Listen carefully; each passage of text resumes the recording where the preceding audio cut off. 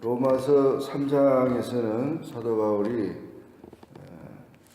유대인들에 대해서 얘기를 하면서 모든 사람들은 다 죄인이라는 그런 얘기를 하고, 또 그 죄를 해결하는 길이 예수 그리스도를 믿는 믿음에 있다는 얘기를 하고 있습니다. 세상의 모든 사람들은 다 죄인이라는 것이죠. 그래서 아담 이후 아담과 하와가 하나님의 말씀을 거역함으로 인해서 아담의 후손들은 모두가 다 죄를 가지고 태어난다는 것입니다. 이것을 유전죄라고 말하고, 또 그런 운명이라는 것을 성서는 말하고 있는 것입니다. 그러면 유대인들이 나음이 무엇이냐, 할례의 유익이 무엇이냐? 유대인들은 하나님이 선택한 백성이었고, 그들에게 하나님의 말씀을 맡겼다는 것입니다. 율법을 그들에게 주었다는 것이죠. 그래서 하나님의 말씀을 맡은 자들이다. 그것을 지키고 안 지키고는 이제 둘째 문제고, 말씀을 맡았는데 오히려 교만해가지고 그 율법을 지키지도 않으면서 결국 이제 또 유대인도 역시 타락했다는 것을 말하고 있습니다. 이와 같은 지적은 하나님께서 하셨는데, 하나님이 참되시고 미쁘시고 공의로우시고 하나님께서 불의가 없으시기 때문에 세상을 심판할 수 있다는 것을 말하고 있습니다. 그러면서 9절에 보면 유대인이나 헬라인이나 다 죄 아래 있다. 모든 사람들은 다 죄인이다.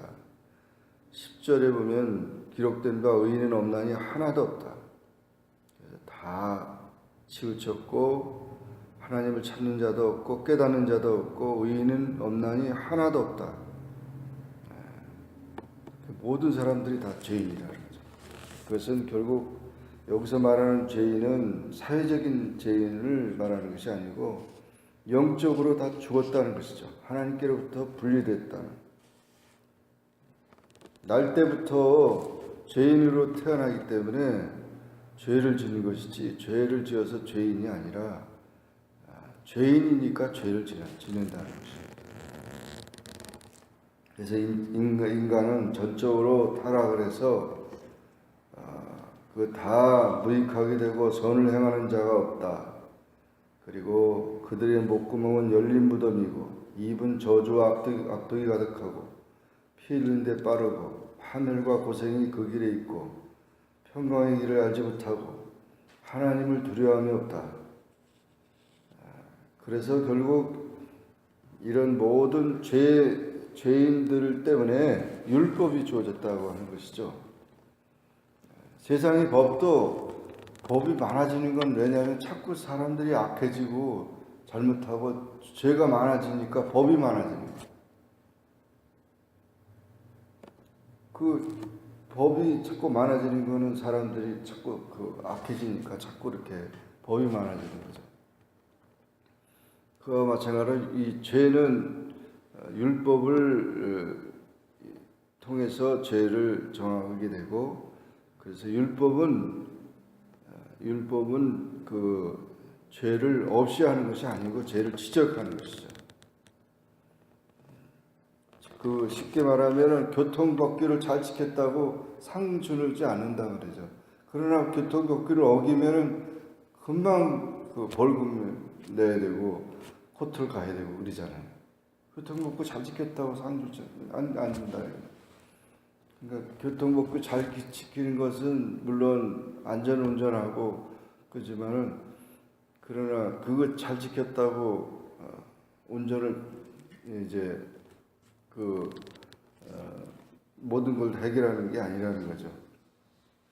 그래서 율법을 잘 지켰다고 우리가 죄를 해결하는 문제는 아니다. 율법은 죄를 지적하는 뿐이라는 거죠. 그러면 죄를 어떻게 해야 되느냐? 그 죄를 해결하는 방법이 뭐냐?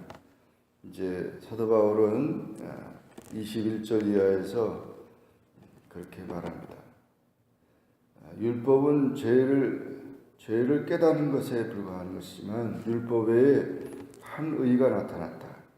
그 의가 바로 예수 그리스도를 믿음으로 말미암아 모든 믿는 자에게 비치는 하나님의 의다. 하나님의 방법이 나타났다는 거죠. 그래서 모든 사람이 죄를 범하였음에 하나님의 영광에 이르지 못하였는데 예수 그리스도 안에 있는 속량으로 말미암아 하나님의 은혜로 값없이 의롭다 함을 얻은 자가 되었다. 예수님께서 율법을 완성시켜 가지고 화목 제물이 되시고 그래서 예수님께서 우리의 의를 만들어 줬어요. 그래서 결국 예수 그리스도를 믿는다고 하는 것은 믿음으로 우리가 죄를 해결받고 구원받게 된다는 것이죠. 여기서 의롭다고 하는 것은 뭘 의미하냐면 법정인 용어를 말합니다. 피고가 재판석에서 무죄 선고를 받아서 자유로운 몸으로 석방되는 것을 말하는 겁니다. 죄가 있는데 예수님이 대신 내가 죄값을 치렀으니까 나가라 이렇게 해서 해결해 줬다는 겁니다. 그래서 예수님이 꼭 필요한 거죠. 예수님이 없으면 우리는 우리의 죄 때문에 심판을 받아야 되거든요.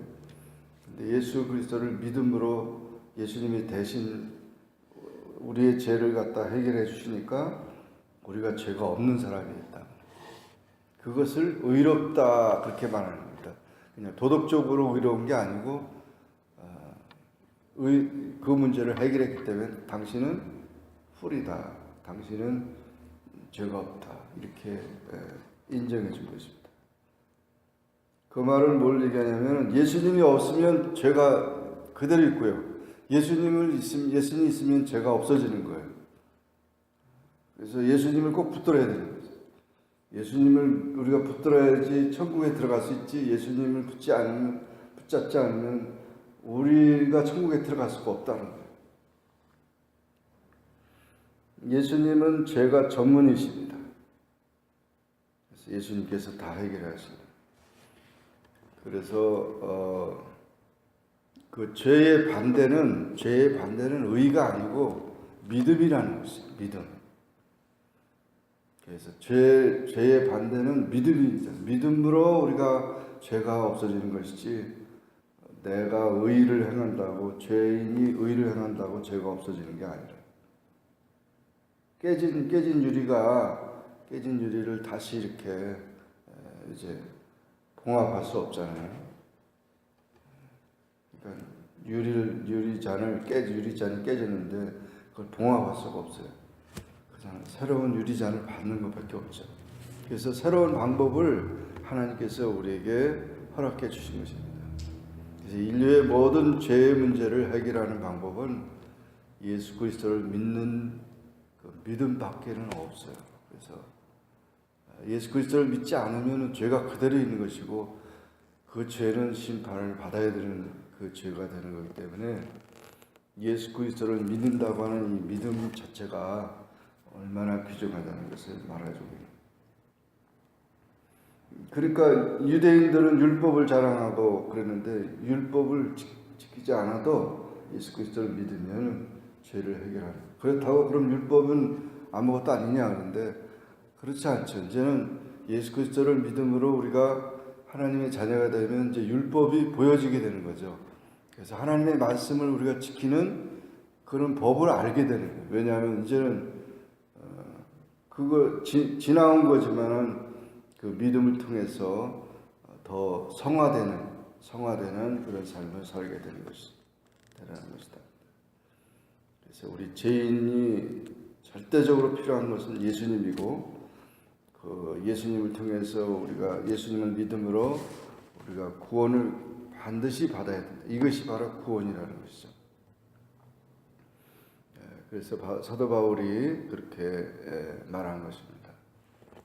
그러므로 오늘도 우리는 예수 그리스도를 믿음으로 이 구원 얻는 이 복음을 하나님께서 우리에게 허락해 주셨고, 그 믿음을 통해서 우리의 모든 문제를 해결해 나가는 그런 삶이 되어야 된다는 것을 깨닫고, 정말 하나님께서 주시는 그 새로운 길, 믿음의 길을 확신하고 나가는 우리 모두가 되기를 주의 이름으로 축원합니다. 기도하겠습니다. 주님 감사합니다. 오늘도 기도하게 하시고 한 주간도 기도하며 설교하시니 감사합니다. 로마서 3장의 말씀을 통해서 모든 사람들이 다 죄인이고 또 종교적으로 도덕적으로 타락해서 버림받을 수밖에 없고 심판 아래 있지만, 하나님께서 우리의 죄를 해결하시고 심판받지 않도록 우리를 구원하시는 방법, 예수 그리스도를 믿는 길, 그 믿음으로 우리 죄 문제를 해결하고 하나님의 자녀가 되는 귀한 복된 길, 복음의 길을 열어주셔서 감사합니다. 이 진리를 바로 깨닫고 우리의 모든 문제를 해결해 나가고 하나님 앞에 더 구원받은 하나님의 자녀로서 살아갈 수 있게 확신을 허락해 주시옵소서. 예수님의 이름으로 기도하옵나이다. 아멘. 하늘에 계신 우리 아버지여, 이름이 거룩히 여김을 받으시오며 나라의 임하옵시며 뜻이 하늘에서 이룬 것 같이 땅에서도 이루어지이다. 오늘날 우리에게 일용할 양식을 주옵시고, 우리가 우리에게 죄 진 자를 사해 준 것 같이 우리 죄를 사하여 주옵시고, 우리를 시험에 들게 하지 마옵시고 다만 악에서 구하옵소서. 내게 나라와 권세와 영광이 아버지께 영원히 쌓옵나이다. 아멘.